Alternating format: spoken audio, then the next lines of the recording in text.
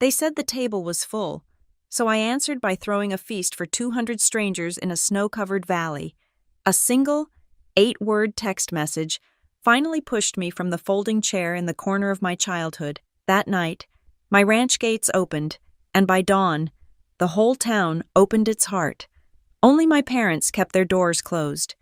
My name is Phoebe Hayes. I am 33 years old, and I live at Silver Hollow Ranch. After I sold my startup in Seattle, the tech blogs called it a 9-figure exit. The business journals called it a logistical triumph. My therapist called it an escape. I just called it enough. Enough to leave the gray drizzle, the endless funding rounds, and the polite, sharp-toothed investors. Enough to buy 5,000 acres of silence in Montana's White Ridge Valley, a place so quiet you could hear the snow settle on the cedar branches. I bought Silver Hollow Ranch not for the status, but for the solitude. I bought it for the sheer, defiant emptiness of the land, a place where I could finally breathe air that hadn't been processed, filtered, and sold back to me. I was standing in the kitchen of the main lodge, a structure of reclaimed timber and floor-to-ceiling glass, on the Wednesday morning before Thanksgiving. It was just after 7 a.m. The sun was a weak suggestion behind the eastern ridge, casting the valley in a deep, blue-gray light. The only sound was the low hum of the sub-zero refrigerator and the metallic tick of the pipes as the heating system fought against the coming winter. My coffee was cold. I'd been staring at it, not drinking it, just holding the heavy ceramic mug for its residual warmth. My phone, a sleek black rectangle on the cold granite island, was the only thing that felt like it belonged to the old world. It vibrated, a harsh, buzzing sound that skittered across the stone. A text message. From my father, Thomas Kincaid. I knew, even before I read it, that it would be a blade. My family's communication style was one of polite, bloodless assassination. I picked it up. 8 words. Thanksgiving's full. Maybe next year. My heart did not sink. It did not break. It did what it had been trained to do for 33 years. It seized, contracted into a tight, cold knot, and then kept beating.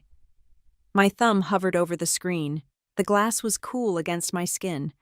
Outside, a light flurry of snow began to fall, each flake distinct and silent, blurring the sharp outline of the Teton-like peaks. Thanksgiving's full. Full of whom? My sister, Sloane, her perfect husband, and their 2 perfect, allergy-free children, full of my mother, Margaret, whose approval was a currency I had never been minted to earn, full of my father's business partners, his golfing buddies, the neighbors whose opinions he valued more than his own daughter's presence. The table was always full. And I was, always, the one who didn't fit. My thumb finally moved. I typed back the 2 words that had defined my entire existence, the 2 words that were the password to my childhood. The lie that greased the wheels of our broken family. No worries, I sent it. The little blue bubble of my capitulation shot across the screen. No worries. I was a sea of worries. I was an ocean of them, and I was drowning. But I had been trained to be silent. I was the expert. I was the Olympic-level performer in the sport of pretending not to care. I had been trained to accept the overflow seat, the folding chair at the corner, the kids' table, long after I was a kid. I was the one who was always so understanding when I was forgotten, the one who was so flexible when I was excluded. My flexibility was a trauma response. My understanding was a scar. I looked around my kitchen. It was magnificent, a testament to the fact that I had finally, decisively, succeeded. Dual wolf ranges. A walk-in pantry. The granite island was the size of a small car. It was a space designed for crowds, for warmth, for noise, for the very thing I had just been denied. From this window, I could see the valley floor, a vast white blanket of untouched snow. It was beautiful, but it was the beauty of a void. Inside, this brand-new, sterile, perfect kitchen felt just as empty. My gaze drifted to the corkboard next to the pantry. I had pinned up only one thing since I'd moved in 3 months ago. It wasn't a motivational quote or a picture of friends. It was the closing statement for the ranch, a long sheet of numbers, and at the bottom, the total, $5 million. Silver Hollow Ranch was not a home. It was a fortress. It was a $5 million declaration that I did not need them, that I had built my own world, my own success, my own life, far from their crowded table. And then I looked at the table. It sat in the center of the kitchen, a massive, 12-foot-long, single slab of reclaimed oak. It was the first thing I had commissioned. It was simple, solid, and immovable. It was meant to be the heart of the home I was trying to build. Right now, it was just a very expensive, very empty piece of wood. This year, I whispered to the cold air, I am not asking for a seat. I'm building the table. And just like that, a flashback, sharp and unwelcome, cut through the morning quiet. I am 9 years old. It's Thanksgiving at our house in Connecticut. The adult table is shimmering with my mother's wedding china and the good crystal. Laughter spills from it, bright and exclusive. I am sitting at a yellow, metal-legged card table in the drafty hallway, halfway between the kitchen and the dining room. My cup is red plastic. My silverware is the mismatched set from the back of the drawer. My cousin is kicking me under the table, and I'm supposed to be grateful just to be in the house. I can hear my father toasting Sloan for winning a spelling bee. I had just won the state science fair. I keep waiting for him to mention it. He never does. The memory vanished, but the feeling remained. The cold burn of being invisible. A new feeling sparked in its place. It was cold, too. But it wasn't the cold of frost. It was the cold of dry ice. A clean, sharp, focused burn. They were right. The table was full, but mine was empty. The decision was not a decision at all. It was an inevitability. It was the logical conclusion to a lifetime of data. It was the final move in a game I had just realized I was no longer playing. I picked up my phone. The CEO part of my brain, the part that built a logistics empire from a garage, took over. The part that was hurt. The 9-year-old at the card table went quiet. She had done her job. Now it was my turn. I held the phone to my ear. Hey, virtual assistant. The neutral, synthesized voice was a balm. How can I help? Contact Deputy Hank Lawson at the White Ridge County Sheriff's Office. Connecting you. A moment of silence, then a gravelly, warm voice that sounded like it ran on coffee and good humor. Lawson? Deputy Lawson, this is Phoebe Hayes out at Silver Hollow Ranch. Ms. Hayes, your access road finally clear of that fallen pine. Yes, sir. Thank you for sending your man out. I'm calling about something different. I need a list. A pause. A list. It's the day before Thanksgiving. I want to know who in this valley is spending it alone. I want the COP drivers stranded at the Mile 73 truck stop. I want the veterans at the VFW hall, who have no family coming. I want the night shift nurses at the clinic, the ranch hands snowed in at their posts, the elderly folks Pastor May worries about. I have a very large kitchen and a very empty table. I'm cooking. I need to know for how many. There was a long silence on the other end. I could hear him breathing. I thought for a second I had overstepped, that I was the crazy Seattle tech millionaire playing Lady of the Manor. Then he cleared his throat. Ms. Hayes, he said, and his voice was suddenly thick. That's a hell of an idea. The list won't be short. It doesn't need to be, I said, looking at the 12-foot oak table. I have room. We talked for another 10 minutes. He gave me names. Pastor May Carter, the manager of the Silver Hollow Food Bank. He promised to put the word out. When I hung up, the kitchen no longer felt empty. It felt potential. It felt like a staging ground. I walked over to the large chalkboard wall I had installed for recipes. I picked up a piece of chalk. The sound it made was a sharp scrape against the silence. I wrote, in big, clear, decisive letters, a new manifesto. If they don't save you a seat, you save one for everyone else. You want to know why I left that card table, why the 8-word text message was just the final, smallest straw on a pile of wreckage that had been accumulating for 33 years. It wasn't about one dinner. It was about every dinner. It was about the architecture of my family, a structure meticulously designed to house my sister Sloane's achievements, with my own shoved into the unheated attic. My mother, Margaret, was the chief architect. In her world, there were two kinds of daughters. There was the daughter you presented, and the daughter you used. Sloane was for presentation, I was for utility. Sloane Archer, my older sister by 4 years, was flawless. She had the right hair, the right grades, the right effortless laugh. She was a natural at everything that required an audience debate. Theater, charming the parents of her friends. Margaret polished her like a trophy. "Sloane is just brilliant with words," she would say at cocktail parties, her hand resting lightly on Sloane's shoulder. Then, inevitably, the guest's gaze would land on me, the quiet, observant one in the corner. "And Phoebe," my mother would add, a fraction too bright. "Phoebe is just wonderful with her hands, a born helper. We simply don't know what we'd do without her in the kitchen." It was a compliment that was also a cage. Sloane was destined for the boardroom.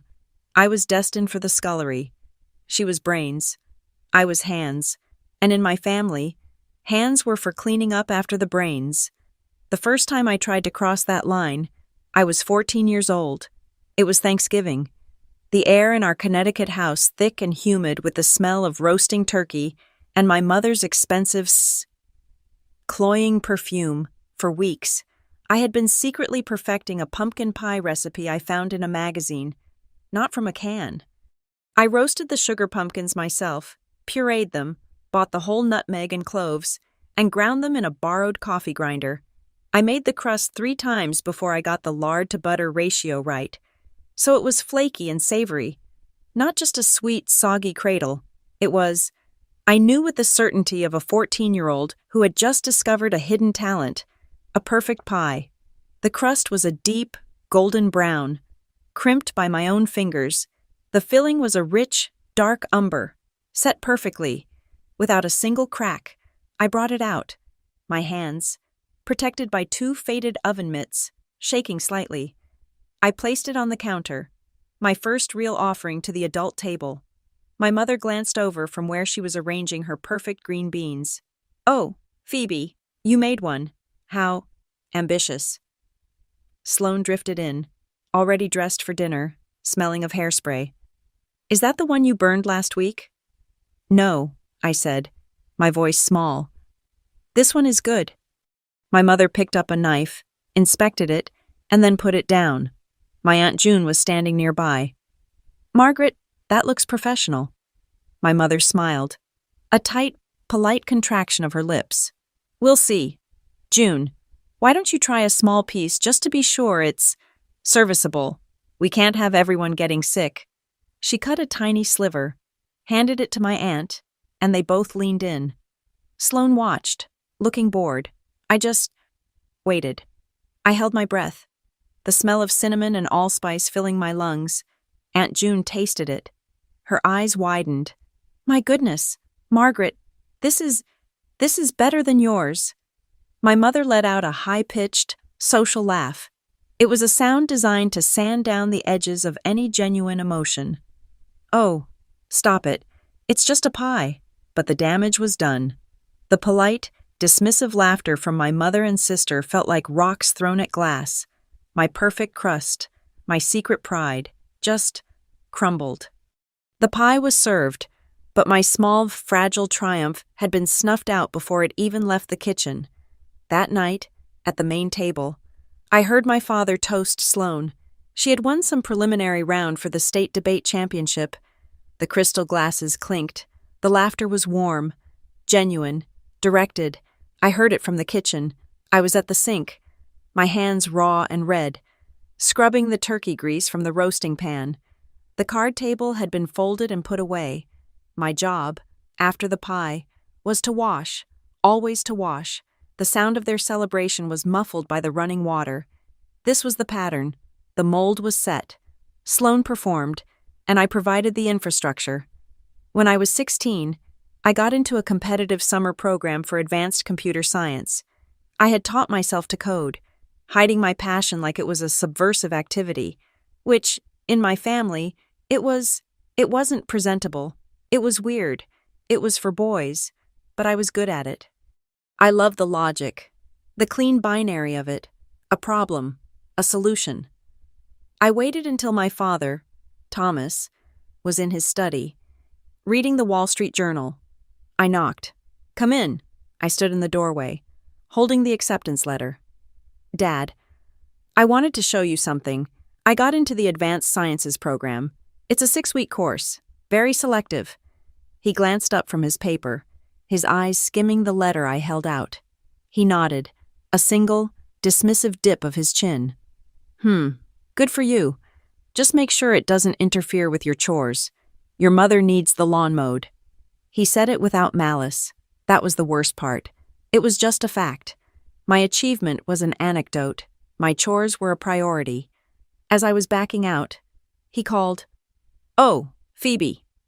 I stopped, a kernel of hope igniting. "Yes." "Have you seen Sloane? I need to ask her about her prep for the debate regionals. She needs a new blazer." I closed the door. The kernel died, and the cold settled back in. The lesson I learned was the one they had been teaching me all along. Silence was safety. Silence was survival. If I didn't offer up my achievements, they couldn't be dismissed. If I didn't present my heart, it couldn't be laughed at. If I didn't ask for a seat at the main table, I wouldn't have to feel the sting of being sent back to the kitchen. So I became quiet. I became invisible. I learned to anticipate their needs so I would be left alone. I was the ghost in their machine, the quiet, efficient daughter who caused no trouble and asked for nothing. My patience wasn't a virtue. It was a shield. The breaking point was not loud. It was as quiet as the snow now falling outside my ranch window. It was Christmas. I was 18. I was home for the last time from high school. My applications to colleges far, far away already sent. My secret escape plan in motion. We gathered by the tree on Christmas morning. The air was frigid outside, but the living room was a furnace. My mother always kept the heat too high, as if daring the outside world to be comfortable.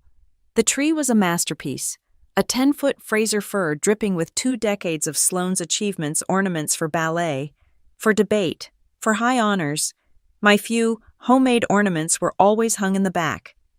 To balance it out, there were piles of gifts, bright paper and silk ribbons spilling across the floor. Sloane received a laptop, a cashmere coat, a new tennis racket.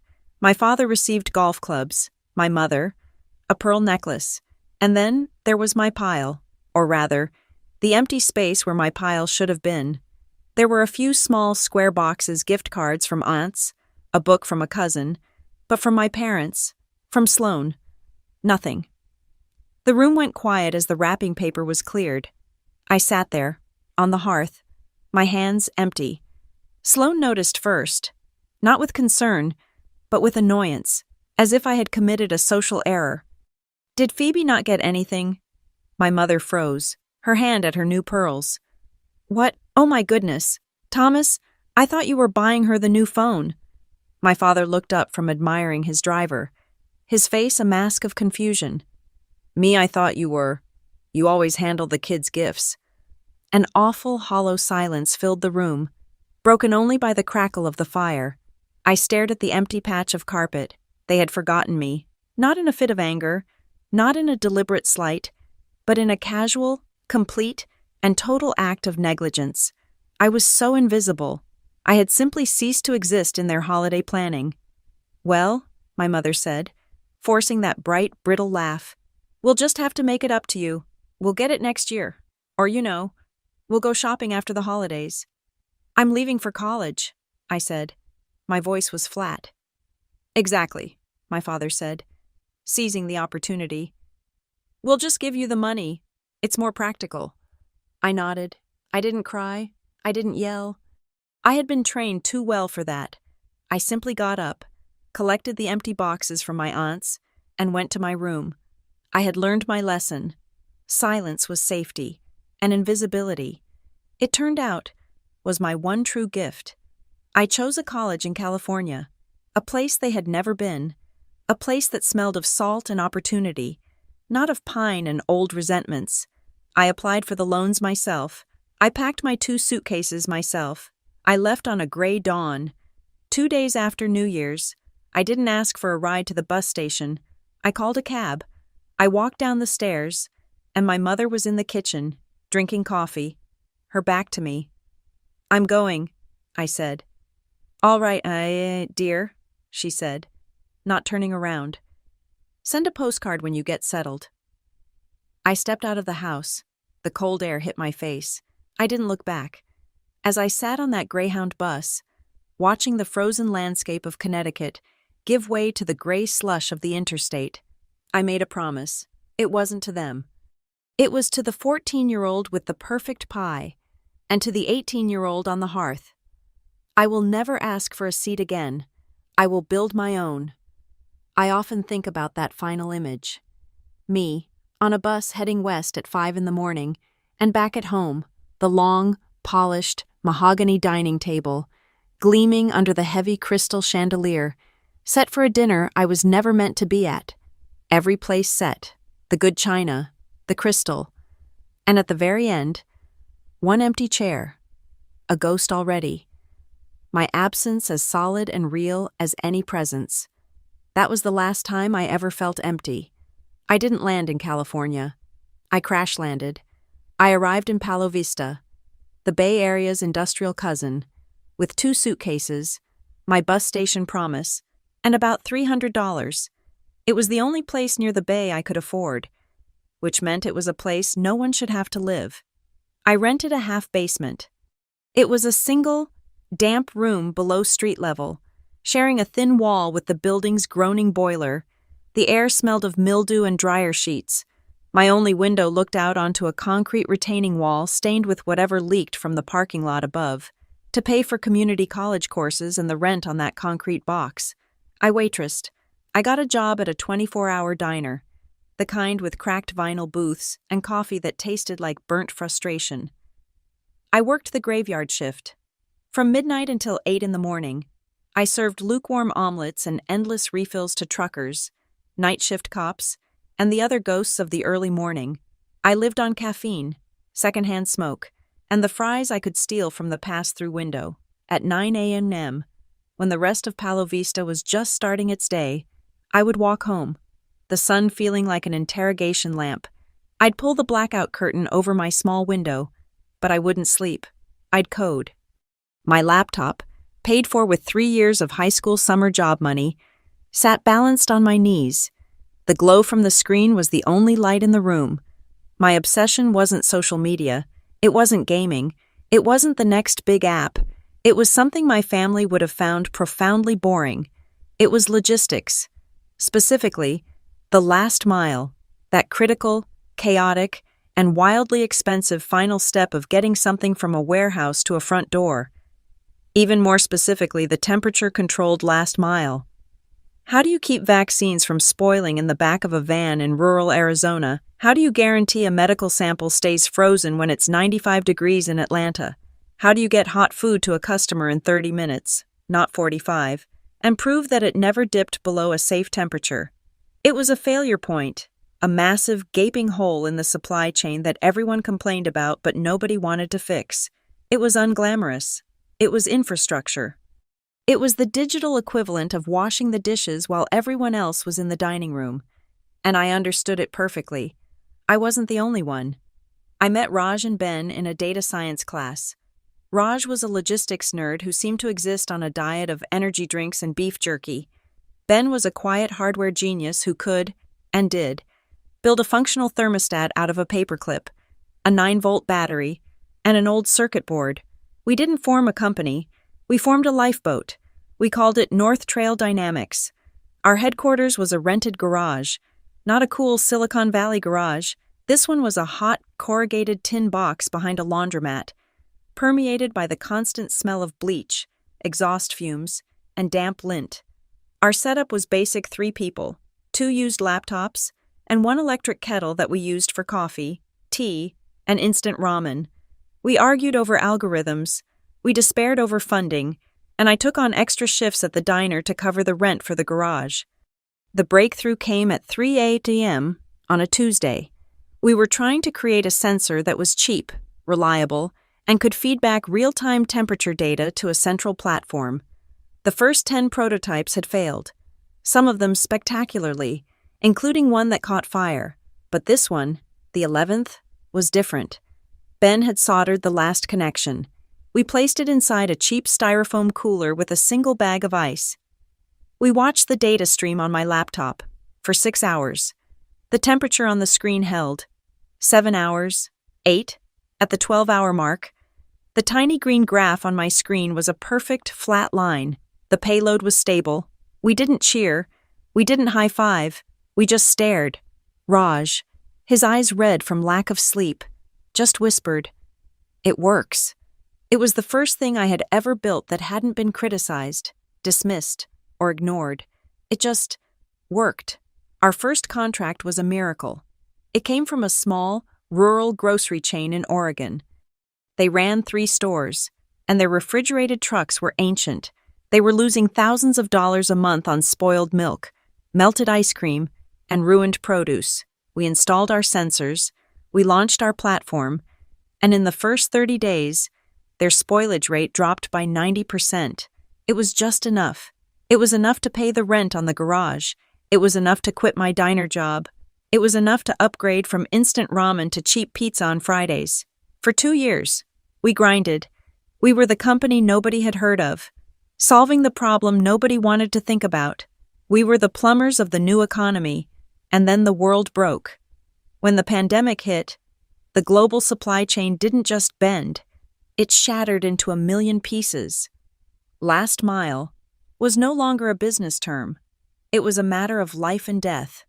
Suddenly, everyone needed to know how to get critical medical supplies, temperature-sensitive test kits, and eventually, life-saving vaccines to the hardest-to-reach places, the big players, the Amazons, the FedExes. They had the cities covered, but who was handling the rural roads, the mountain towns, the clinics in the middle of nowhere, the same places that had been invisible to the rest of the world? Our phones didn't just ring, they ignited. State governments, rural hospital networks, pharmaceutical distributors who had just realized their entire infrastructure was built for pallets, not for individual clinics. They needed our platform. They needed our sensors. They needed us yesterday. North Trail Dynamics didn't just grow, it detonated. We went from 5 employees to 50 in 6 months, then to 150 in 18. We weren't a startup anymore. We were a vital piece of national infrastructure. We had become, as one analyst put it, the nervous system for rural healthcare. The pace was inhumane. This wasn't about funding rounds. It was about capacity. This wasn't about crushing it. It was about survival. I stopped having an apartment. It didn't make sense. I lived at the office, which was now 2 floors above the tire shop. I slept on a gray, lumpy sofa in the break room, the one stained with Raj's energy drinks. I slept in 3-hour increments, woken by the ping of a server alert or a call from a frantic hospital administrator in Wyoming. I hadn't seen the sun in what felt like weeks. An email came through. It wasn't from a logistics manager. It was from a head nurse at a small clinic in Appalachia. I read it on my phone, illuminated by the glow of the vending machine. "I don't know who you people are," she wrote, "but the truck arrived at 4 a.m. The insulin was cold. The vaccines are viable. You are saving lives." I put my head down on the break room table and cried, not from sadness, not from exhaustion, but from the terrifying, crushing weight of relief. I wasn't invisible. My work, mattered. The press noticed. TechCrunch, Forbes, the Wall Street Journal. They loved the story, the queen of the cold chain. They loved the narrative of the quiet woman who had built the invisible empire. My phone buzzed with notifications of the articles. I never sent a single link home. What would I say? "Dear Mom, Dad, and Sloan, remember the daughter you thought was only good for washing dishes? She's currently managing the vaccine distribution for the entire rural Mountain West." They wouldn't understand the how, and they would only be confused by the why. Then, the venture capitalists came. They didn't just knock. They took the door off the hinges. The money was staggering. With the first major round of funding, before I even bought a decent mattress, I did something my lawyer called unusual. I used a portion of my own money to set up a separate, private trust. "What's the investment thesis?" he asked. "It's not an investment." I told him, "It's the destination." I called it the Long Table Fund.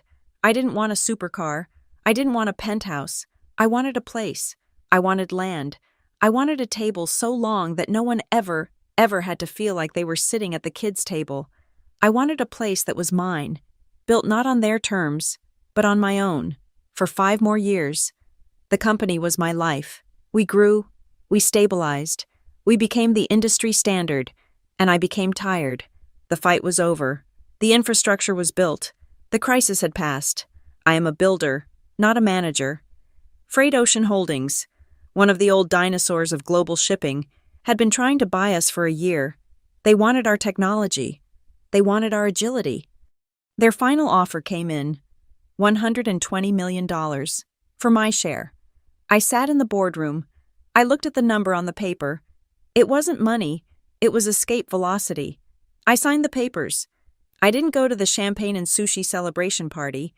I walked out of the office, got into my 7-year-old Subaru, and I just drove. I drove east, out of the bay, past the sprawl, until the city lights were just a faint, dirty glow in my rearview mirror. I drove into the high desert, pulled onto a dusty access road, and turned off the engine. I sat in my car and watched the stars, the real ones, the ones you can't see from a damp basement or a fluorescent-lit office. The idea that had been a whisper, the Long Table Fund, became a clear, sharp, fully rendered vision. It wasn't just a table, it was the land it sat on. It was the kitchen that fed it. It was the roof that sheltered it. Land, kitchen, table. I wasn't a CEO anymore. I was the 18-year-old on the bus, finally arriving at her destination. I knew where I had to go. A place with sky. A place with silence. A place where the land was as big and uncompromising as the future I needed to build. Montana. I bought Silver Hollow Ranch using the Long Table money. I bought it sight unseen. The realtor's pictures showed a massive, beautiful main lodge of cedar and riverstone. It was perfect, but it wasn't the lodge that sold me. It was the other picture. The one listed simply as outbuilding.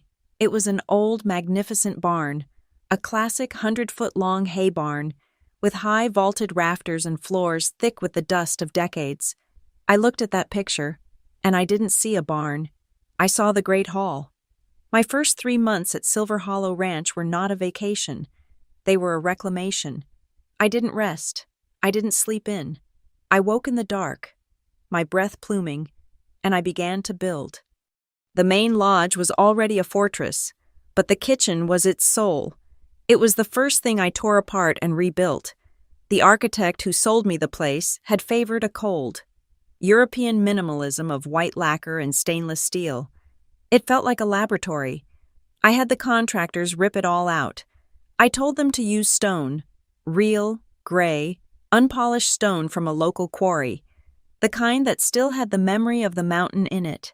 They built my dual ovens into a hearth, a massive structure that became the gravitational center of the room, the opposite wall, the one facing east, I had replaced with a single, massive pane of glass. I wanted to watch the valley wake up. In the mornings, when the sun finally cleared the white ridge, the light would hit that kitchen and explode. It was a cathedral of light, illuminating the steam from a kettle, the flour on the counters, the microscopic dust motes that danced in the air. And in the center of it all, I placed the table. The 12-foot, single-slab oak table I had commissioned. It was sanded smooth as water, the grain a complex map of its long life. I had it sealed with oil, not varnish, so you could feel the wood itself. It was the only thing in the kitchen that wasn't gray, black, or white. It was warm, solid, and immovable. It was designed with one specific, defiant feature. It had no head. It was a perfect, democratic rectangle. There was no seat of power, no place for a patriarch to hold court. My father's table was a hierarchy, a weapon. Mine was a horizon. I found myself talking to the empty room, establishing the laws of this new territory. There was only one. "There are no kids' tables," I said aloud. The words echoed slightly in the huge room. "There are no folding chairs, no plastic cups, no leftover silverware. Anyone who steps through that door is family." But the kitchen, even as vast as it was just the command center. The real project, the heart of the Long Table Fund, was the barn. The realtor had called it an outbuilding. It was a 100-foot-long hay barn, a magnificent, collapsing giant. Its bones were good, but the wind and the snow had had their way with it for 20 years. The wind howled through the gaps in the siding. It smelled of decay and wet earth. I didn't hire a design firm from Seattle. I hired a local crew, men and women whose grandfathers had probably helped raise the barn in the first place. I unrolled the blueprints on the hood of my truck. "I don't want a replica," I told them. "I want a restoration. Save the bones. Save the history." For 2 months, I was the first one there and the last one to leave. I learned the smell of ozone from the welders as they reinforced the trusses. I learned the smell of industrial sealant and fresh-cut pine. We didn't gut the place, we healed it. We sanded the great, vaulted rafters, beams as thick as a man's waist, until the wood grain, buried under decades of grime, glowed like liquid amber. We polished the original concrete floor. We replaced every broken plank of siding, using reclaimed wood from 2 other collapsed barns in the valley. We didn't install spotlights. I found a glass blower in Bozeman and commissioned 50 heavy, hand-blown glass lanterns. We hung them from the rafters on simple, black chains. When they were all lit, with warm, low-wattage bulbs, the light was soft, like 1,000 candles, and the great hall felt sacred. The day the crew finished, I walked the length of it alone. It was vast, it was silent, and it was perfect. It was ready, but it was missing one thing. I had kept a single, simple, oak chair from the main lodge. It was strong, well-made, and unadorned. I brought it to the carpentry foreman, a man named Eli who rarely spoke but whose hands were brilliant. I handed him a slip of paper. "Can you carve this?" I asked, pointing to the high, flat backrest. "I need it to be perfect." He unfolded the paper. He read the 5 words I had written. He didn't ask why. He didn't look confused. He just looked at me for a long, quiet moment, his eyes a pale, mountain blue. Then he nodded. I sat in the lodge and listened for an hour to the sound of his chisel, a careful, rhythmic shk, shk, shk of steel on wood. When he was done, he brought it to me. I ran my fingers over the letters, cut deep and clean into the oak. For the one who felt unseen, I placed that chair, not at a table, but by the massive new stone fireplace we had installed at the far end of the hall. It wasn't furniture, it was a promise, a permanent, empty, waiting invitation. That fall, the valley was a fire of yellow aspen and deep red maple. I spent 2 days walking the property, gathering the most beautiful branches. I wove them through the rafters, hung them from the lanterns. They weren't decorations. They were a signal, a promise of warmth against the cold that was coming. Back in my kitchen, I stood at the chalkboard wall. I had erased the tactical, angry note I had scrawled after my father's text. It was time for the mission statement. I picked up the chalk and wrote, in clear, steady letters, "They didn't save a seat. We saved the table." Word had gotten out. The valley was watching. The sheer volume of deliveries flour, wood, glass, steel was the biggest news in White Ridge County in a decade. One morning, there was a knock. It wasn't a delivery driver. It was a woman, probably in her 70s, with a thick white braid down her back and hands that looked like they had been carved from the same oak as my chair. "You're the one," she said. It wasn't a question. "I'm Margot Hale. I brought you bread." She pushed a foil-wrapped loaf into my hands. I stepped back, and she walked into my kitchen as if she owned it, which, in a way, she did. "I made coffee," I offered, feeling suddenly like the visitor. "I know," she said, already pouring herself a cup. She sat at my oak table, ran her hand over the grain. "Heard you were rattling the bones of the old Miller place." "Good. It's been a graveyard too long." She told me about the potlucks, the harvest suppers, the barn dances that used to be held in that very barn, 40 years ago, before the families moved away and the corporations bought the land. "This valley used to be loud. Child," she said, her eyes far away, "full of fiddles and laughter. Now," she looked around, "it's just quiet, too quiet." She looked at me, her gaze sharp. "What's a tech girl from Seattle doing building a dance hall?" "I'm not," I said. I sat across from her. "It's a dining room." She raised an eyebrow. I smiled. It was the first, genuine smile I had felt in months. "We're bringing it back, Margot. The noise, the food, we're bringing it all back." After she left, the ranch felt different. It was no longer my fortress. It was becoming an outpost. I went back to the one thing I knew better than anyone: logistics. The walk-in pantry I had built was the size of my first apartment. I began to fill it. This wasn't the work of a cook. This was the work of a supply chain CEO. This was logistics for warmth. 50-pound bags of flour, 50-pound bags of sugar, cases of coffee, sacks of onions and potatoes for the root cellar, industrial-sized cans of tomatoes, of olive oil, of sea salt. I didn't stock a pantry. I created an inventory. I had built a system to move medicine. Now, I was building a system to move comfort. My days took on a new shape, a quiet, powerful rhythm. I woke before the dawn. The air was so cold it hurt to breathe, but it was clean. It tasted of nothing but pine and snow. I'd stand on the porch of the main lodge, a hot cup of coffee in my hands, and watch my horses. I had bought 4 half-wild Mustangs from a local reserve. They were shadows that moved along the fence line, their dark shapes stark against the snow. I'd watch them, and they'd watch me. They'd exhale, and their breath was a cloud of silver steam in the frozen air. That, I thought, was the smell of freedom. It wasn't a number in a bank account. It was the smell of wet pine, the sound of a horse's breath, the crunch of my own boots on my own land. The house was empty. The great hall was empty. The carved chair sat in the silence, its back to the room, watching the cold, empty fireplace. But it was not the emptiness of absence. It was the emptiness of anticipation. It was the clean, quiet, profound space of a held breath. The house was waiting. I walked back into the kitchen, the cold Montana air clinging to me. The quiet of the ranch, the peaceful, solitary rhythm I had spent 3 months building, was over. The switch had been flipped.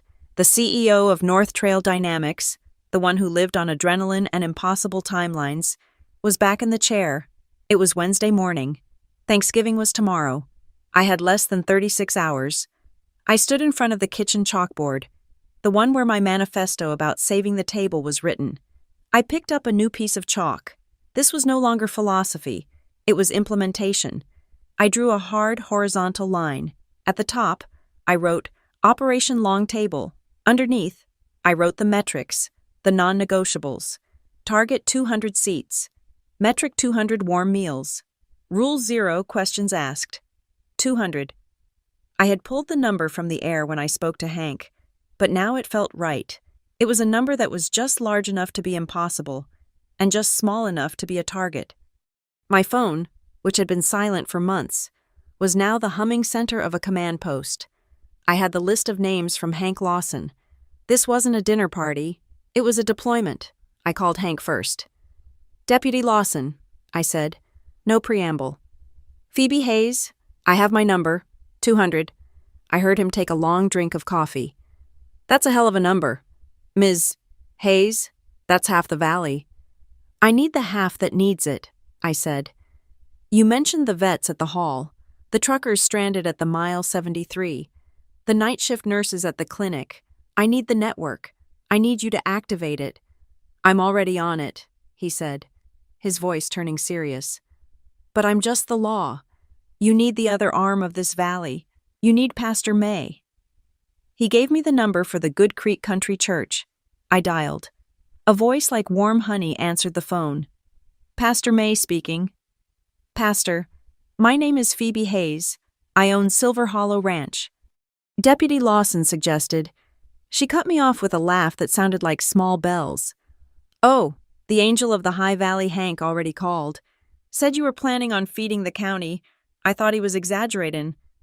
I'm not, I said, looking at my chalkboard. I'm planning for 200. Tomorrow.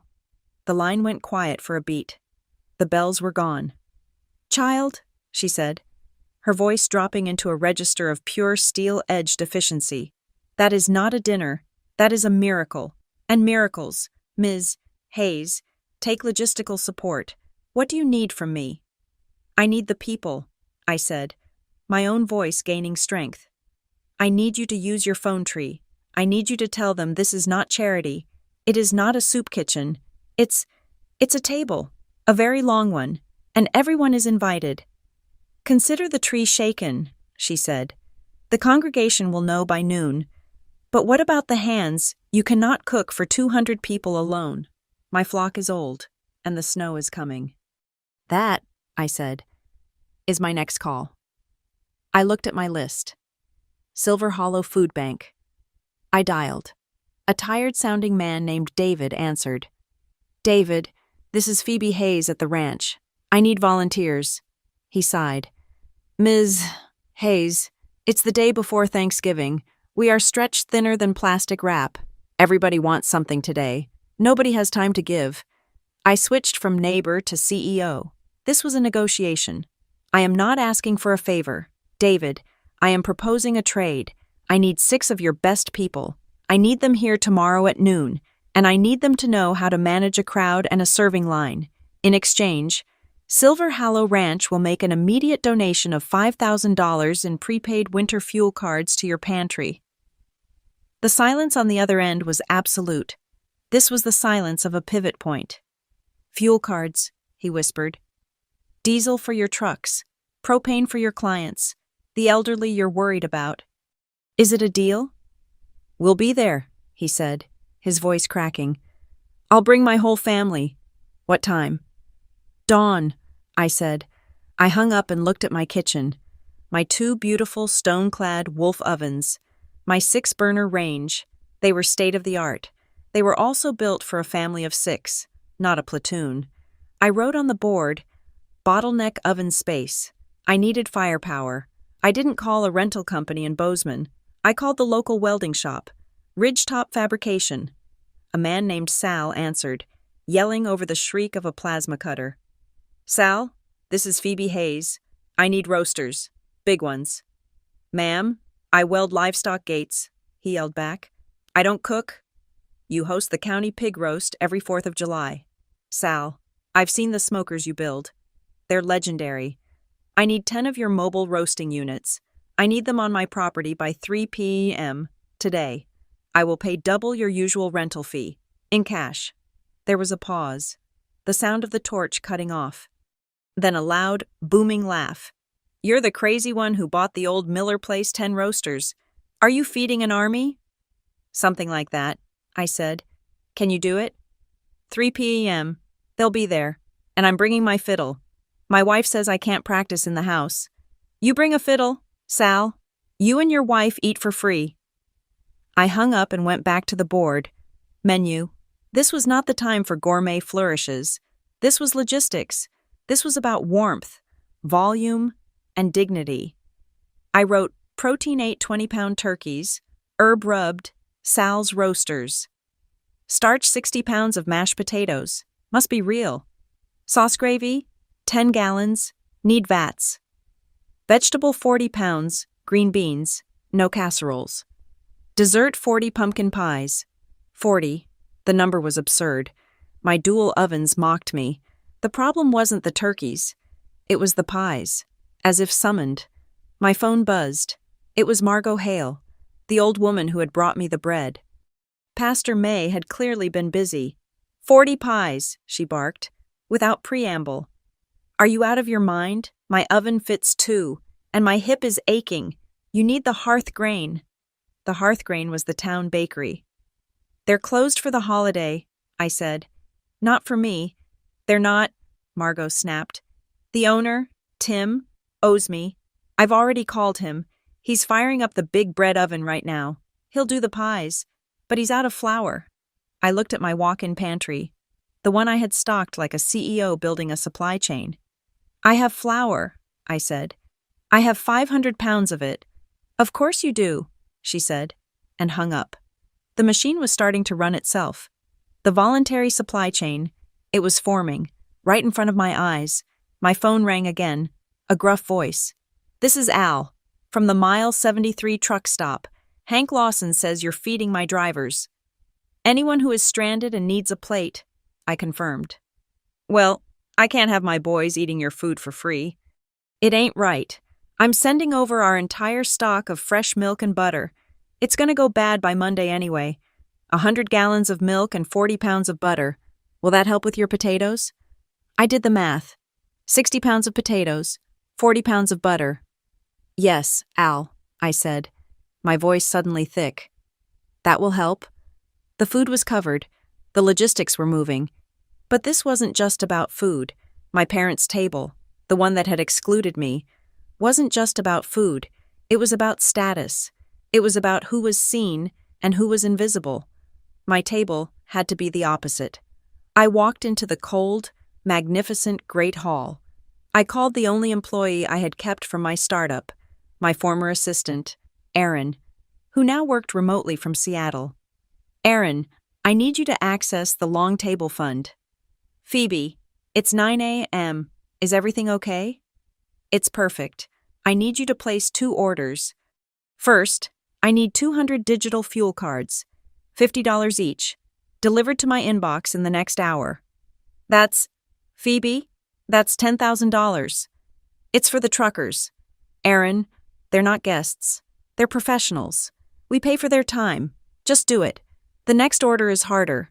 I need beanies, wool socks, and scarves. High quality, warm, 200 of each. I need them in White Ridge by tomorrow morning." "That's impossible," Aaron said. "That's next day air to rural Montana on the biggest shipping day of the year. It can't be done." I smiled. "I know. Call our old contact at Freight Ocean, the one who runs the emergency medical routes. Tell him it's for me. Tell him it's not medicine, but it's just as important. He'll understand the logistics." I hung up. I found a massive old plank of wood in the barn, a piece of the original siding. I had my ranch hand help me prop it up near the entrance to the Great Hall. I found a coffee can, filled it with thumbtacks, and set out a stack of memo paper. I wrote one sentence on a piece of paper and pinned it to the top. "What are you thankful for?" This wasn't just my gratitude. It was theirs. The final pieces clicked into place before my eyes. A truck rumbled up the driveway. It wasn't a delivery. It was the high school history teacher. In the back of his pickup were 5 teenagers, stamping their feet against the cold, their eyes wide. "Pastor May sent us," the teacher said.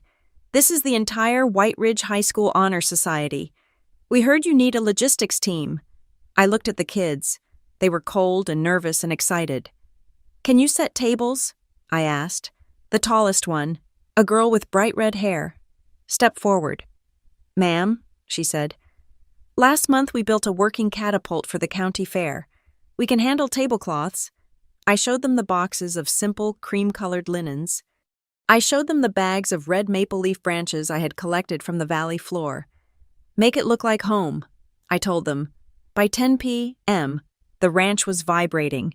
Sal's 10 mobile roasters were lined up outside the Great Hall like a row of artillery, their metal skins cooling in the sharp, cold air. The high school kids were gone, but the tables were set. Every linen was perfect. Every place setting was tied with a single, crimson maple leaf. Sal's fiddle and his wife's guitar were already tucked in the corner. The pantry in the lodge was stripped bare, its contents now staged in the Great Hall kitchen, ready for the morning. I stood in the center of the Great Hall. The lanterns were all lit, casting an amber glow on the endless tables. The carved chair, for the one who felt unseen, stood sentinel by the unlit fire. The plan, scribbled on a chalkboard and executed through a series of frantic, hopeful phone calls, was no longer just a plan. It wasn't a spreadsheet. It wasn't an algorithm. It was alive. It had a heartbeat. And it was waiting for dawn.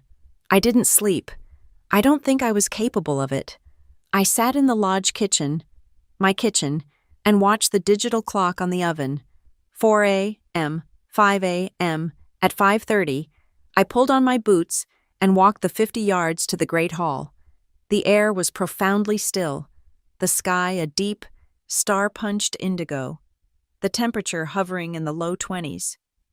I pulled open the massive barn door, and the cold air followed me in. I hit the main breakers. The 50 hand-blown glass lanterns I had hung from the rafters flickered, then caught. They flooded the vast, silent hall with a light so warm and amber it looked liquid.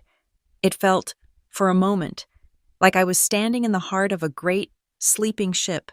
The windows, dark and cold, immediately began to fog with the promise of life, of heat. I was not the first one there. The lights in the new commercial kitchen at the back of the hall were already blazing. I walked in, and the scene stopped me cold. Margot Hale, the retired chef who had brought me bread, was standing at a 50-pound bag of flour, a white apron already tied around her waist. She was covered in a fine dusting of it, from her white braid to her elbows. She was using a massive wooden rolling pin, her movements economical and precise, rolling out pastry crusts with a rhythmic, practiced grace. "You're late, child," she said, not looking up. "The turkeys have been in Sal's roasters for an hour. I got him here at 4. A moment later, the headlights of a pickup cut through the pre-dawn gloom. It was Tom Reeve, the rancher. He didn't knock. He just backed his truck up to the loading dock and started unloading 60-pound sacks of potatoes, stacking them with a grunts. "Margot called me at dawn," he said, tipping his hat. "Said you needed spuds. And the fireplace needs wood." He began stacking cords of perfectly split pine by the hearth. A car door slammed. A young woman in blue scrubs ran in, pulling off a beanie, her face pale with exhaustion, but her eyes bright. "Am I too late? I'm Elena Ruiz. I'm a nursing student. I just got off a double shift at the clinic. Pastor May. She mentioned it. I can't cook, but I can peel. I couldn't miss this." She was the first drop. And then the rain began. The next 3 hours were a symphony of organized chaos. It was not the polite, tense silence of my mother's Thanksgiving kitchen, where one spilled drop of gravy was a domestic crisis. This was a depot. This was a field hospital. This was a rescue operation. The air filled with sound, the sharp, rhythmic thwack, thwack, thwack of a dozen knives on acres of cutting boards, the heavy metallic clang of industrial-sized pots being slammed onto the gas burners, the deep, comforting thrum of the massive copper vats of water coming to a boil, and, above it all, laughter, real, deep, belly laughter. It started with Sal, the welder, who was arguing with Margot about the proper way to brine a bird. It bounced off the high, amber-lit rafters. This barn, silent for 30 years, was finally finding its voice, and it was a joyful, roaring sound. My walk-in cooler and the dry pantry, my carefully curated inventory, became the central nervous system of the operation. I stopped being a host and became what I was, a logistics manager. I stood at the threshold with a clipboard, directing traffic. "Elena, you and those 2 high school boys, you're on potato duty. We need 60 pounds peeled. Now, Tom, we need 2 more vats for gravy. Margot, where are we on the stuffing?" "We're fine on stuffing, child," she yelled from across the kitchen. "Stop managing and start carrying." I grabbed a 40-pound sack of onions and hauled it to the prep station. This was not cooking. This was infrastructure. At 9 a.m., the big panel van from the Hearth Grain Bakery slid to a stop, its horn honking. Tim, the owner, jumped out. He looked like a man who hadn't slept, but he was beaming. "The first batch is done," he yelled. "Where do you want them?" He and his team started unloading speed racks, 40 pumpkin pies. They were still hot, the steam rising from them in the cold morning air. The smell hit us first: cinnamon, clove, ginger, and caramelized sugar. It was the scent of pure, unadulterated victory. A cloud of sweet, buttery steam enveloped the entire barn. The high school honor society, my logistics team, returned at 10. They had shed their nervous energy. They were now a well-oiled machine, streaked with flour, splattered with cranberry sauce, and glowing. They took charge of the cider, the coffee, the serving spoons. I overheard one of them, the tall girl with the red hair, talking to her friend as they polished silverware.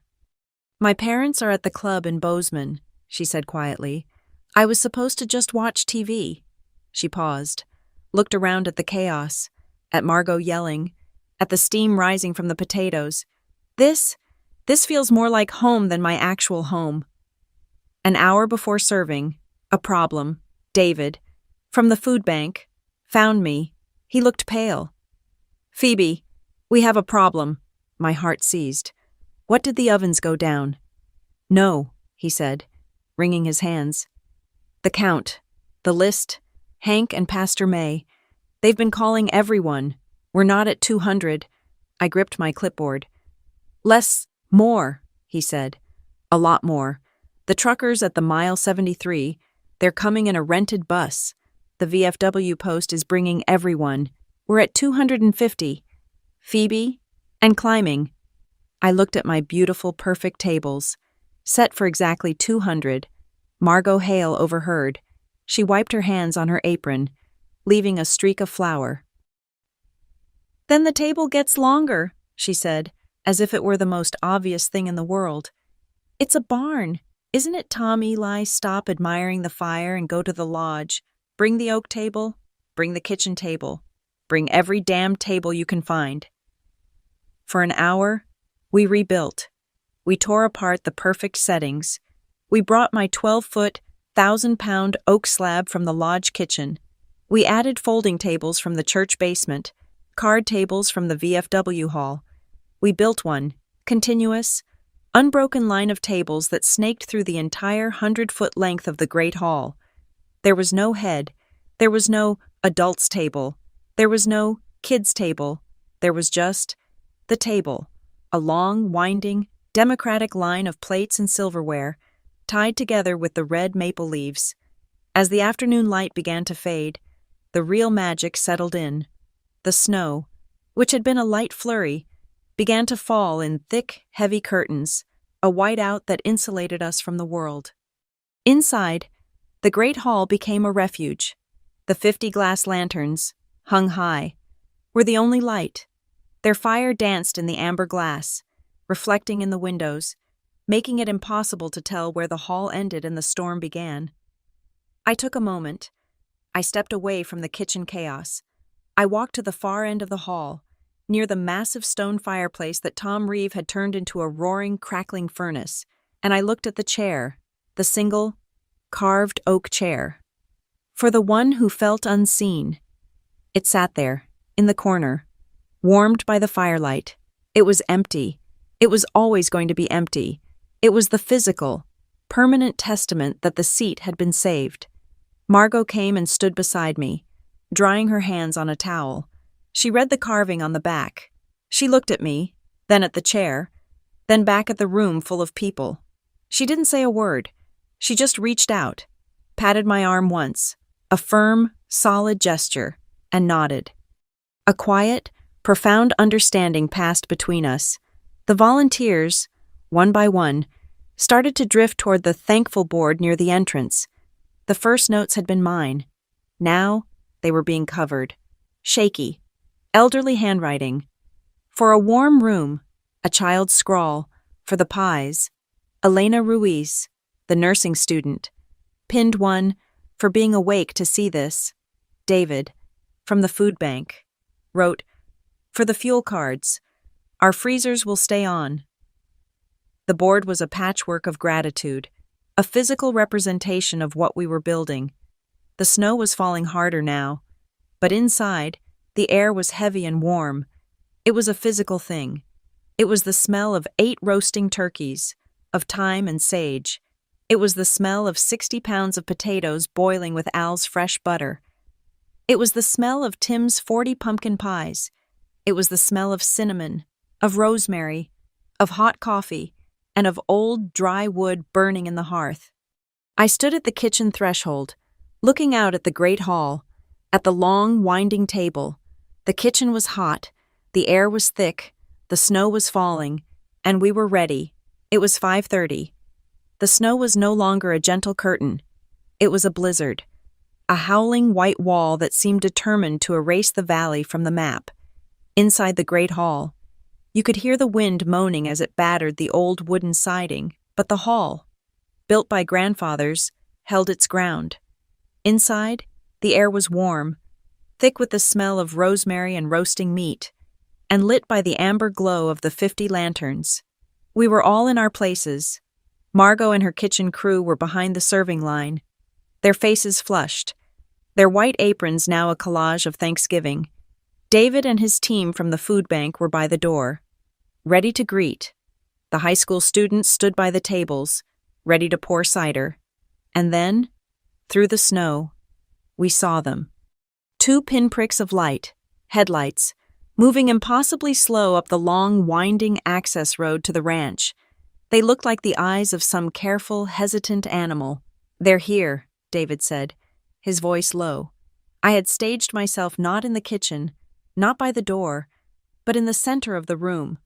I was not a servant, and I was not a security guard. I was the host. I stood by the long table, my hands clasped in front of me. The massive barn door slid open with a rumble, and a blast of frigid snow-laden air shot into the hall, making the lanterns swing and the candles flicker. A man stood silhouetted in the doorway, framed by the swirling white void. He was older, thin, and wore a threadbare military-style jacket, the collar turned up. He stood there for a long moment, just staring. He was stomping the snow off his boots, but it was clear he was hesitating, as if he expected to be turned away. He held his hat in his hands. He looked at the long, candlelit tables. He looked at the roaring fireplace. He looked at the faces watching him. His gaze was one of profound, heartbreaking disbelief. He took one step inside. This is the place," he asked, his voice a rough whisper. David, from the food bank, stepped forward. "This is it. Walter, come on in." Walter Briggs, a veteran I had only read about on Hank's list, walked into the warmth. He looked like a man stepping into a dream. I walked toward him. He looked at me, his eyes wary. "You're the owner." "I'm Phoebe," I said. I didn't extend a hand. His were raw from the cold. "We saved you a seat. Welcome home." "Welcome home," he repeated, the words unfamiliar on his tongue. He nodded, a sharp, almost painful gesture, and walked toward the fire, drawn by its heat. He was the first, and he had broken the seal. Behind him, the deluge, a young mother, who couldn't have been more than 20, came in, holding a toddler wrapped in a thick blanket. Her face was red with cold. 2 nurses, Elena Ruiz and her friend, came in, still in their blue scrubs, their eyes shadowed with exhaustion. An elderly couple, the man on a cane, the woman holding his arm, their silver-white hair shining in the lantern light. A group of 6 men, rough, loud, and smelling of diesel and cold leather. They were the ranch hands from the neighboring spread, their Thanksgiving canceled by the storm. And then, the bus. Al, from the Mile 73 truck stop, had been true to his word. A rented 30-passenger bus slid to a stop, and a river of people poured out.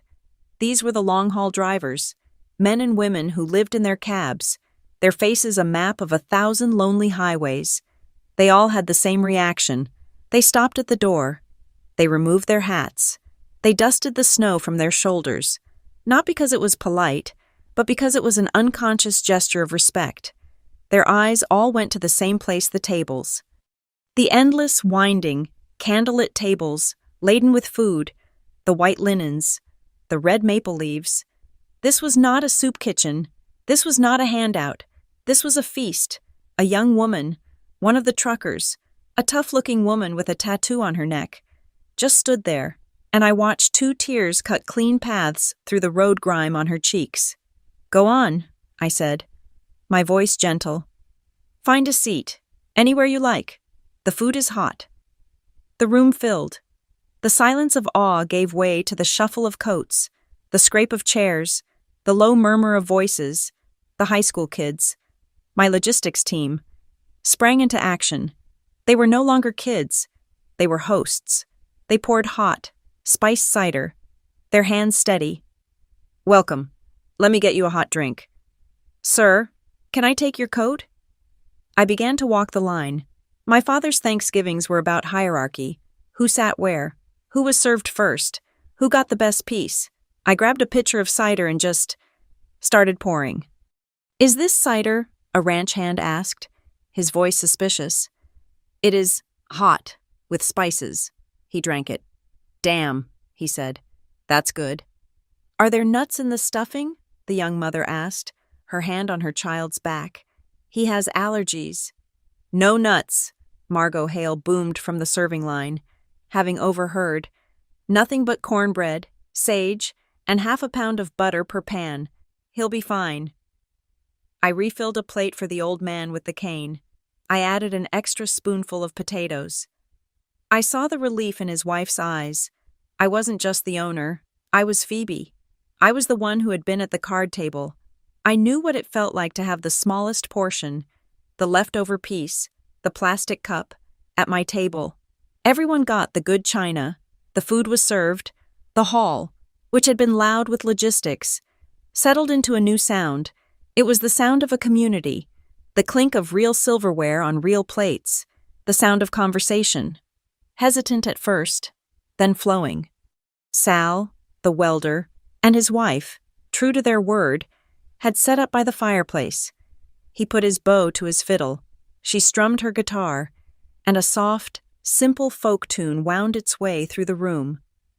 I was standing near the center, just watching, when Walter Briggs, the veteran, stood up. He was holding his half-empty cider mug. The room did not go quiet. Walter did not have that kind of voice. He just spoke into the noise. I just want to say something." Sal's fiddle scratched to a halt. The conversations tapered off, one by one, until the only sound was the crackle of the fire and the wind. Walter's hands were shaking. He looked at the mug, not at the crowd. I haven't had a Thanksgiving meal with another person in 10 years, he said, his voice cracking on the word 10. He cleared his throat. "My wife passed, my kids are in Florida, and I—" He stopped. He didn't need to finish. Every person in that room understood. The loneliness of a holiday. The profound, aching silence of a table set for one. I wanted to say thank you," he whispered, lifting his mug. "To Ms. Hayes, and to all of you, for being here." A deep, profound silence held the room. It was so quiet, I could hear a log shift in the fireplace. It was the sound of 250 people holding their breath, their own private sadnesses connecting to his. Then, someone clapped. It wasn't loud. It wasn't polite. It was a single, solid clap from the back, from one of the truckers, then another from a nurse, then another from a ranch hand. It wasn't an ovation. It was an acknowledgement. It was a wave of sound, solid, warm, and sure, that washed over Walter. It was the sound of a community. He sat down, his face buried in his hands. Sal, the welder, understood the moment perfectly. He didn't play a somber tune. He and his wife looked at each other, and he struck up a lively, defiant folk song. It was a tune about coming home, about crossing the mountains, and as he played, a small child, the son of the young mother, stood up on his chair and began to clap, perfectly out of rhythm, his face bright with joy. The entire room broke into laughter. The tension was gone, replaced by a simple, shared warmth. The stories began to bubble up. The table became a confessional, a place of connection. I walked the length of it, and I heard them. Stuck at the pass since Tuesday, one trucker was telling a ranch hand. I thought I'd be eating beef jerky out of the cab. The generator on my mobile home went out, an elderly woman told Elena, the nurse. It's so cold. I don't know what I'd have done tonight. I was scared. A 12-hour shift, a nurse was saying. You see so much, and then you go home to an empty apartment. But this? I drifted toward the entrance, to the thankful board. It was covered now, a dozen layers thick. The scraps of paper were a testament. I read one, pinned right in the center, in a strong, clear hand I didn't recognize. Thank you for remembering me tonight. The candles we had set on the tables, simple white pillars, were burning low. The light was softer now. The room was full of shadows and warmth. I saw a flash. One of the high school students, the girl with the red hair, had her phone out. She was taking a picture, a wide shot of the entire, long, winding table, the lanterns above, the people laughing, Walter talking with the old couple, the truckers sharing a pie with the nurses. She looked at the screen. I heard her whisper to her friend, "My God, family looks like this." I backed away. I stepped into the shadows by the kitchen, out of the light, out of the way. I just wanted to watch. The great hall was no longer a barn. It was no longer an outbuilding. It was not a collection of wood, stone, and glass. It was a heart. It was alive, and it was beating. The laughter, the music, the clink of glasses, the murmur of 250 saved souls. That was its pulse, and it was strong. In the 21st century, a feast doesn't end when the dishes are clean. It ends when the pictures are posted. The great hall was quiet by 1 a.m. The volunteers had gone home. The truckers were back on the road, armed with fuel cards, hot food, and wool socks. The last of the high school kids had been driven home by their proud-looking teacher. The hall was clean, but the energy of the night lingered. It felt, in the silence, even more profound. I was back in the lodge, sitting in my kitchen, too wired to sleep. I was just watching the snow fall, and then my phone lit up. It wasn't one notification. It was a flood. The digital dam had broken. The high school kids, my logistics team, had uploaded their photos. The girl with the red hair, the one who had whispered, "Family looks like this," had posted her wide-angle shot of the Great Hall. It was on the White Ridge Online Community Forum, a Facebook page that was the digital town square for the entire county. Her caption was simple. "This is Thanksgiving at Silver Hollow Ranch. This is what full looks like. Pastor May Carter." A woman I had just learned was surprisingly tech-savvy, had cross-posted it to the Good Creek Country Church's page. Her post was more direct. Tonight, one of our own opened her doors when she heard the valley was cold. She turned an empty barn into a full house, a reminder for the season, if your table at home feels too full.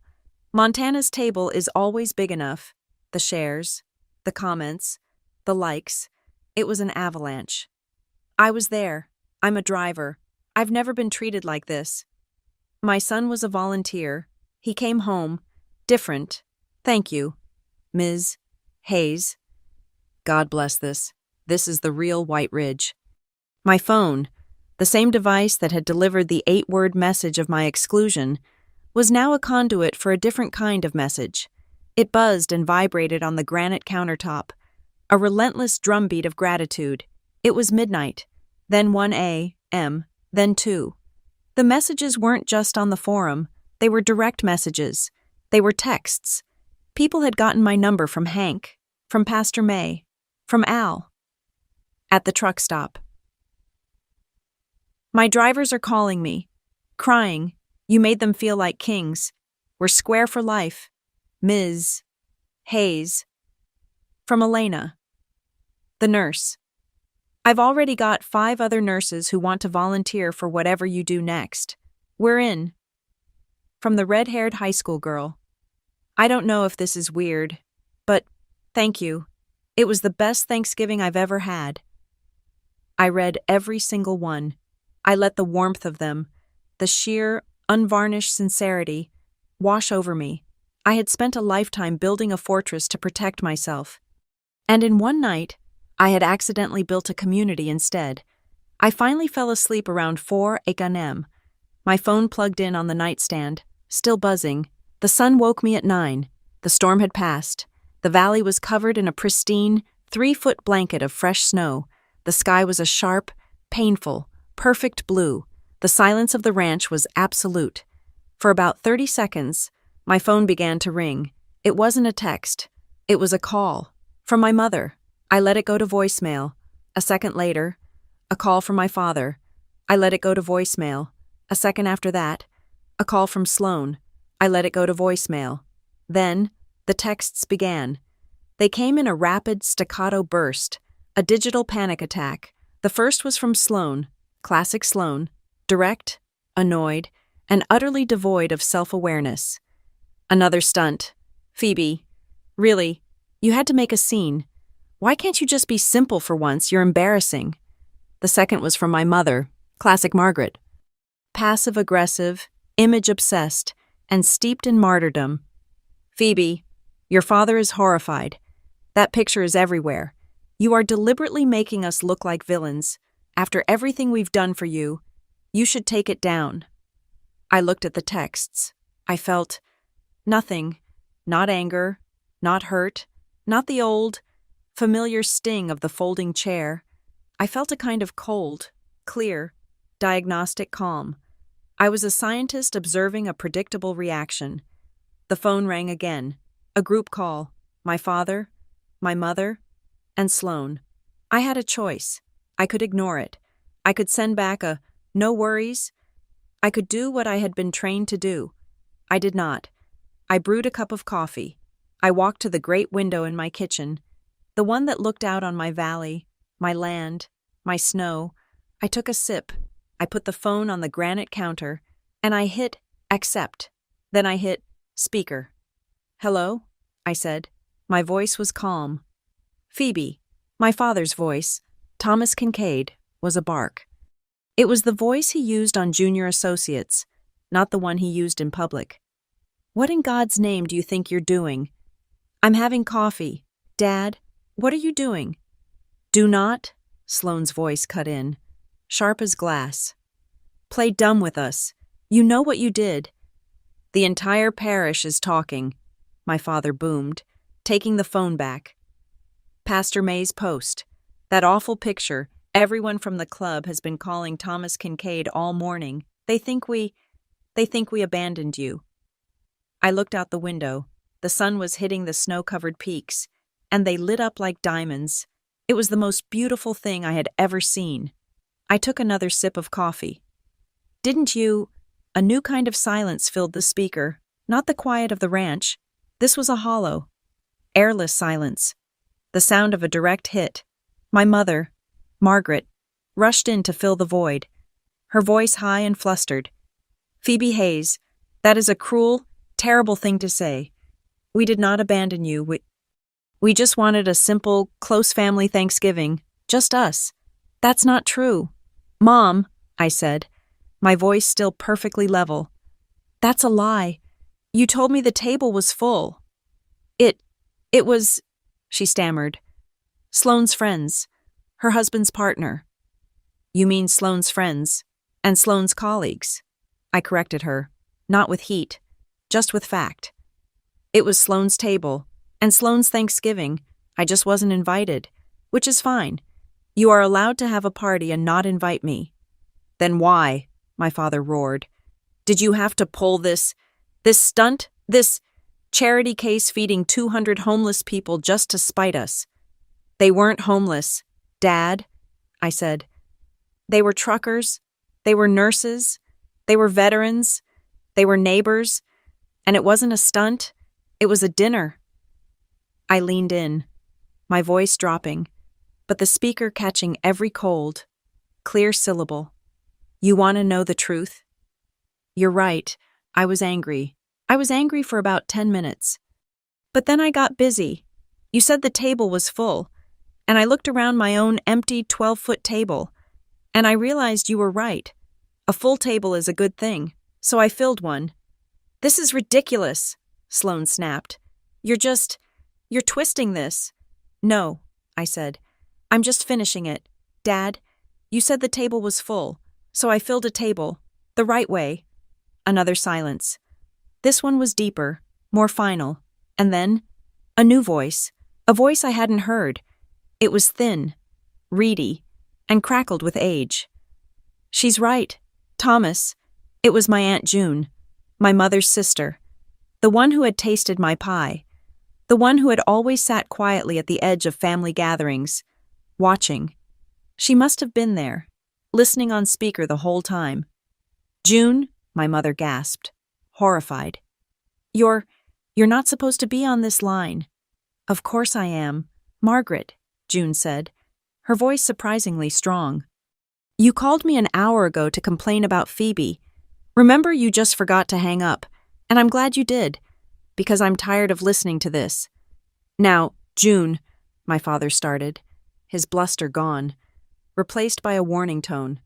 No, Thomas, you shut up, she snapped. I'm 78 years old, and I am done being quiet. I have watched you three, my whole life. You have spent 30 years building a shrine to one daughter. I could hear Sloane make a small, indignant sound. And you have spent 30 years telling the other one to be grateful for the scraps. You told her she was good with her hands. Well, look what she built. She built a life you couldn't even imagine, and all you can do is complain that it makes you look bad. That is not true, my mother shrieked. Isn't it? June's voice was merciless. You didn't forget her Christmas gift. Margaret, you just didn't care enough to remember. You didn't just want family. Thomas, you wanted an audience for Sloane. And now, your other daughter, the one you put at the card table, has an entire valley of people who see her, and it's killing you. The speaker was silent. There was no defense. There was no argument. There was no polite, social laughter. There was only the sound of breathing. My Aunt June, the silent observer, had just dropped the one thing our family could not survive, the truth. I heard a click, then another, then the long, monotone buzz of a disconnected call. They were gone, all of them. I stood there, in my kitchen, in the silence. The sun on the snow was so bright, it hurt my eyes, and for the first time in my entire life, I was not at the folding chair. I was not in the kitchen. I was not at the card table. I was at the head of my own. The phone call with my family, the one where Aunt June's truth acted like a clean, sharp blade, left a different kind of silence in its wake. It was not the oppressive, resentful silence of my childhood. It was a vacuum. A space where a dysfunctional structure had been, and now there was just quiet. For 2 days. The ranch was my sanctuary. I walked the great hall, which was no longer a barn, but a time capsule of the night before. It still smelled of roasted turkey, sage, and old, warm wood. The tables were clear, but the evidence remained. A few crumbs, a dried drop of candle wax, and the thankful board. It was a solid mass of paper, a beautiful, chaotic quilt of gratitude. I spent an hour just reading the notes. Heard the fiddle, thought it was heaven. One read, a full tank of gas and a hot meal, I'm a new man. Read another. On Saturday morning, as I was sweeping the last of the glittery frost from the front step, a truck I recognized pulled up. It was Walter Briggs, the veteran, this time not in his thin jacket, but in a formal VFW polo shirt, his face set with purpose. Ms. Hayes, he said, not getting out of the truck, just rolling down the window. He was all business. Walter, I said, leaning on my broom. The Post held a meeting this morning. We voted. We want to co-host next year. I blinked. Co-host? That's right. We're not guests. We're partners. We're bringing our mobile field kitchen, the big one we use for the county fair. It'll handle all the deep frying, and it frees up your fancy ovens for the important stuff. He pointed a gnarled finger at me. Pies, You focus on the pies, I laughed, a real sudden laugh that startled a magpie from a nearby pine. That's, Walter, that's an incredible offer. It's not an offer, ma'am. It's a plan, he said. He nodded, satisfied. We'll be in touch. He rolled up his window and drove off. He was halfway down the drive when another truck, the high school teacher's pickup, passed him coming up. The logistics team. They piled out, all 5 of them, not dressed for a party, but for work. We figured you'd need a hand, the red-haired girl said, pulling on a pair of work gloves. We're here to break down the tables. You don't have to do that, I said. We know, she said, shrugging, already heading to the hall. But this is our barn too. Now, right? They put on quiet music, and for 3 hours, we worked, stacking chairs, folding linens, and sweeping the last traces of the feast. It was not a chore, it was a ritual. As they were leaving, the girl, her name was Sarah, paused by her truck door. Just so you know, she said, my mom is on the town council over in Red Lodge. She's jealous. She said they're adopting the Silver Hollow model for their Christmas Eve dinner. She wanted to know what your operational budget was. Tell her, I said. It was the cost of a few phone calls and 500 pounds of flour. She grinned. I'll tell her. Count me in for next year. Ms. Hayes, seriously, whatever this is, I'm in. That night, I sat at my laptop, not coding, not working, just reading. The emails had come. The neighboring town, the trucker who had made it to Idaho, a woman from a domestic violence shelter in Bozeman, asking for advice on how to create a safe table. One email, from a name I didn't recognize, was only a single sentence. Your event restored a piece of my faith in humanity, and I just thought you should know. I closed the laptop. I had done it. I had built the table. I had filled it. The community was warm, and it was safe. My new family, the one I had built by accident, was strong, and that strength, that profound, unshakable sense of place, was what finally allowed me to do the next thing. I picked up my phone. I opened the text thread with my parents. The last message was my mother's panicked, angry text from Friday. I typed a new one. My thumbs were steady. Sunday night, 6 o'clock, at the lodge, just the 3 of us. My mother replied almost instantly, We'd love to. They arrived at 6 o'clock on the dot. I watched their rental car, a bland, gray sedan, roll up the drive. They had never been to the ranch. They looked small and uncertain as they got out. 2 dark figures against a vast, snow-covered landscape. They knocked. I opened the door. There were no cameras. There were no volunteers. There was just me, and in the kitchen, 2 bowls of hot, simple beef stew and a loaf of Margot's bread. Come in, I said. They entered my home. They took off their coats. They looked around my kitchen, at the stone hearth, the warm wood, the great glass window looking out onto the valley. It was so different from the cold, white-on-white perfection of their Connecticut home.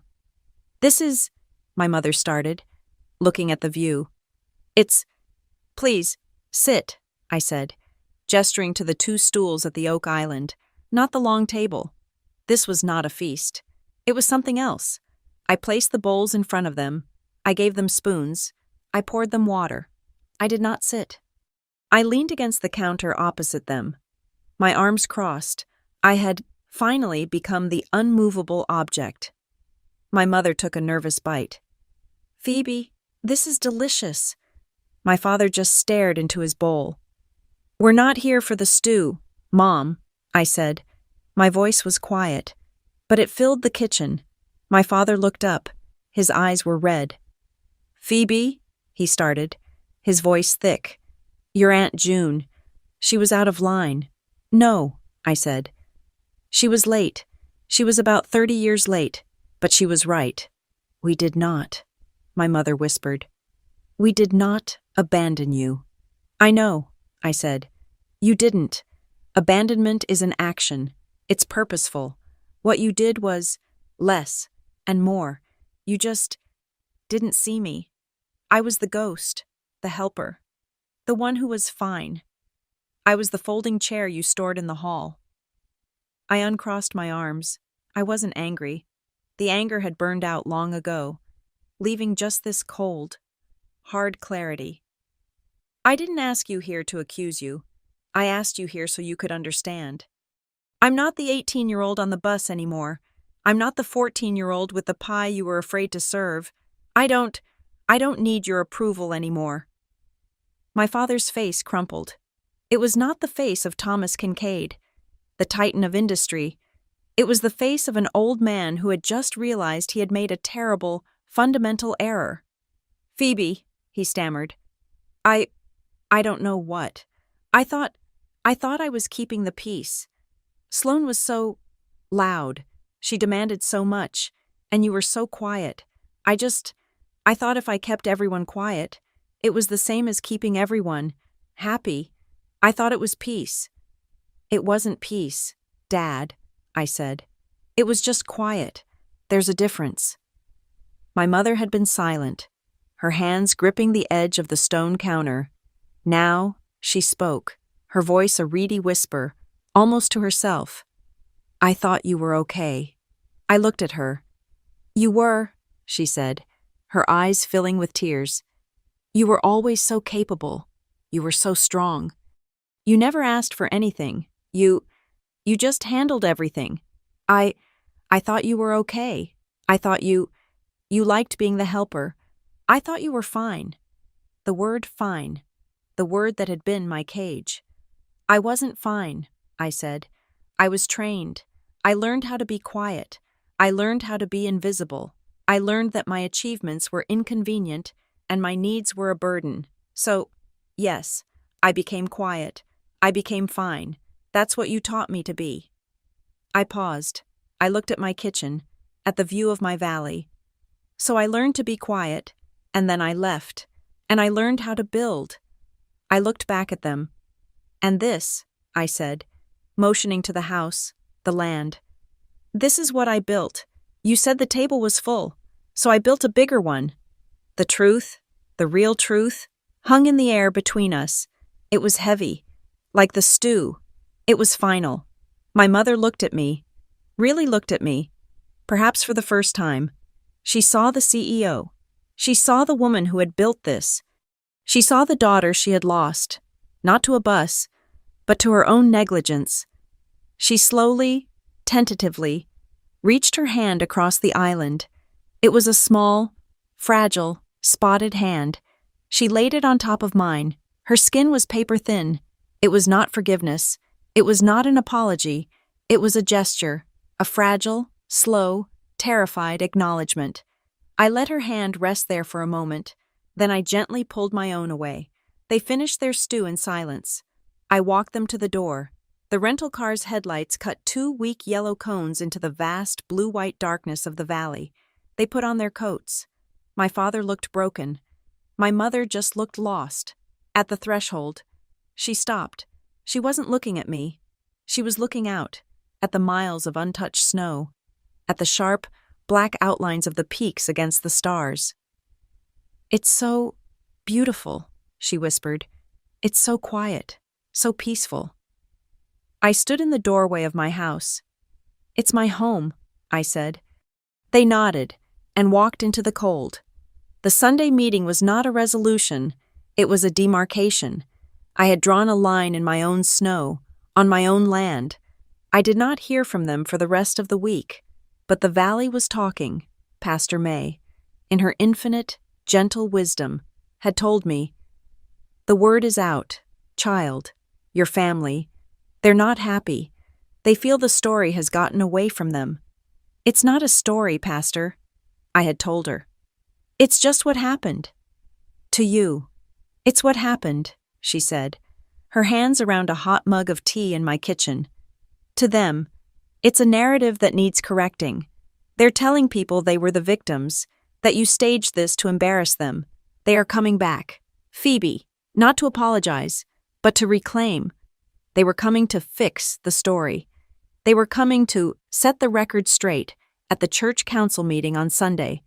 And I learned they were planning to stop at the ranch first, to have a final word. It was Saturday afternoon. A light, fine snow was falling, the kind that glitters in the air. The great hall was not empty. The Thanksgiving feast had been a detonation of goodwill, and the aftershocks were still rolling in. The hall had become, without my intending it, the county's unofficial donation hub for the winter. Sarah, the red-haired high school student, was there with her friends. They were sorting through boxes of donated coats. Elena, the nurse, was in the kitchen area, organizing medical supplies that had been dropped off. Walter Briggs was by the fire, methodically testing a crate of two-way radios for the search and rescue team. This was the new normal, and into this new normal, a black, polished, out-of-place rental SUV crunched up the drive. My family. They didn't knock. The door to the Great Hall was, as a rule, unlocked. Thomas Kincaid, Margaret, and Sloane Archer stepped inside. They were a solid, dark phalanx. They were dressed in expensive dark wool coats, their city shoes inappropriate for the snow. They looked, in a word, prepared. Their faces were tense, rigid, and defensive. They stopped just inside the door. And for a moment, they were just confused. They had expected an empty staged hall. They had expected me, alone, to be intimidated. They had not expected a functioning community hub, filled with people, laughter, and the sound of packing tape. My mother, Margaret, was the first to move. Her eyes scanned the room, not seeing the people, just looking for the stage. Her gaze landed on the far end of the hall, on the fireplace, and on the single, carved oak chair that sat beside it. The low afternoon light hit the backrest, illuminating the letters. She read them. I watched her hand go to her throat, a small, involuntary gesture. For the one who felt unseen. Sloane recovered first. She was a CEO, and this was a hostile takeover. She walked straight to me. "Phoebe," she said, her voice low, urgent, as if we were co-conspirators. "You need to take the posts down, all of them. The church, the community page. It's out of control. People, they're getting the wrong idea." I just looked at her. I didn't cross my arms. I didn't raise my voice. I just stood, on my land, in my hall. "What idea is that, Sloane? That we're the villains," she hissed. "That we're bad people. It's not true. You're letting them believe a lie." "I haven't posted a single word about you," I said, and my voice was calm and clear. It carried. The volunteers in the room paused, just for a second, before pointedly returning to their work. "Or Mom, or Dad. I posted nothing about our family. I posted a thank you to my volunteers, the community. They saw what happened here. They're not seeing a lie, Sloane. They're just finally seeing the truth." "This," my father said, stepping forward, his voice its old, booming, boardroom level. He had clearly had enough of this emotional nonsense. He reached into his breast pocket and pulled out a folded piece of paper. He held it out to me. "This is getting out of hand," he said. "This is a statement. I had our lawyer draft it. It's a simple apology for the misunderstanding. It's vague. It talks about passions running high and family gratitude. It's good. You post this, under your name. It's the only way. It'll smooth everything over. It'll put a stop to this circus." He was handing me a script. After everything, after the years of silence, the coded language, the no worries, he was literally handing me a script, telling me what to say. I looked at the paper. I looked at his face, so sure of his solution. "No," I said. "What?" he sputtered. "No, I'm not. I'm not posting your script." Before he could explode, the sound of another truck rumbled to a stop. This one was old, blue, and had the county seal on the door. The main door of the hall slid open again. Deputy Hank Lawson stepped in, his hat in his hands, stamping snow from his boots. He was not alone. Pastor May was right behind him. They were carrying a box filled with Hats, wool hats, scarves, gloves. They were not here for a fight. They were here for work. "Phoebe," Hank said, his voice warm and real, cutting through the tense, artificial atmosphere my family had created. "Sorry to bother you, ma'am. We just found one last box of the donations from the airline. The warm kit flight attendants. We wanted to get these to the Mile 73 for the night drivers before the front moves in. The gate was open. Is it still open?" He was not asking about the gate. He was asking about this, the hall, the operation. "It's open, Hank," I said, the words a promise. "It's always open." "Good to hear." He and Pastor May walked right past my family, as if they were nothing but inconveniently placed statues, and set the box on a table, and then, more, Walter Briggs, seeing them, got up from the fire. "Hank, you got the radios I'm testing me." Elena, the nurse, came from the kitchen. "Pastor May, I have that list of the families who need the extra medical kits." Sarah and the high school kids swarmed the new box, pulling out the hats. "These are great. We can bag these up with the extra socks." Sloane just stared. Her mouth was slightly open. She had come here for a confrontation, for a public stage where she could correct the narrative. She had expected an audience, flashbulbs, a fight, and what she found was a community, a self-sustaining, efficient, warm system that was not performing for anyone. It was just working. She was not a player here. She was not even in the game. She was irrelevant.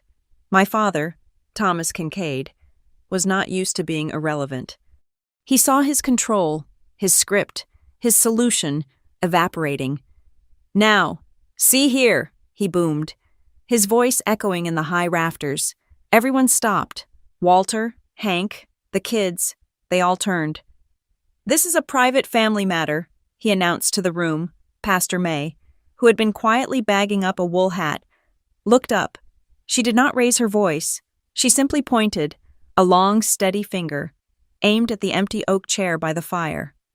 "Thomas," she said, her voice clear as a bell, "before anyone else in this room says another word, I think we should all just look at that chair." Every eye in the room, my father's included, turned to the chair. For the one who felt unseen. "That chair," Pastor May said, "has been empty for a week, but it's been empty in this valley for decades. It's the seat for every person who was told to be quiet, for every person who was told they were inconvenient, for all the years that no one was seen." She looked at my father. "Let's just leave that seat empty for a moment, shall we? In their honor." The silence that followed was total. My father's speech died in his throat. I walked away from my family. I walked across the floor, past Walter, past Hank. I walked until I was standing next to the empty chair. I placed my hand on its back. The oak was smooth, warm from the fire. I turned. I faced my parents. I faced my sister. And I spoke, my voice not loud, but it filled every corner of that barn. "You told me the table was full." My father flinched. "And you were right. Your table was full of your own rules, and your own apologies, and your own scripts." I rested my hand on the carved letters. "So I built this one, and here, the rule is different. Here, the table is not full. It is just open." I looked at them, my mother, my father, my sister, the three people who had defined my pain. "If you need a seat," I said, "sit down. We have stew in the kitchen, and there is work to be done." I paused. "But if you are here to tell us to close the door, then you are free to stand outside." It was done. The last word had been said, and it was mine. A moment stretched, as long as a Montana winter. My parents stood silent. The wind howled outside, a high, lonely sound. Inside. Elena, the nurse, quietly, pointedly, began to pour hot cider into a mug. I turned my back on them. I turned away from the door, from the cold, from the past. I faced my community. I faced the warmth. "Please," I said, my voice thick but strong. "Sit down.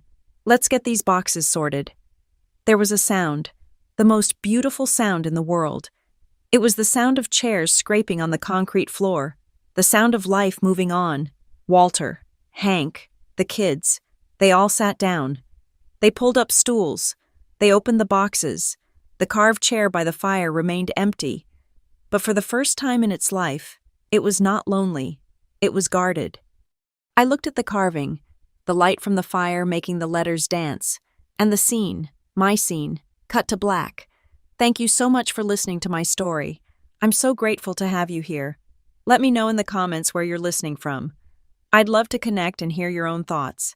Please subscribe to Maya Revenge Stories, like this video, and give us a little extra love by hitting that hype button, so more people can find and hear this story.